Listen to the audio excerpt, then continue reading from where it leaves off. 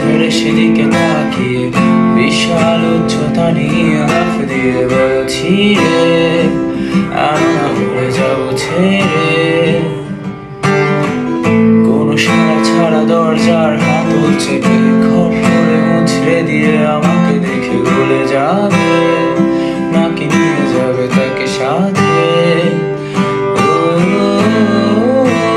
খপ করে আমার ঘাটা ধরে নিজের কাছে টেনে নিতে কেবল হয়ে দাঁড়িয়েছে।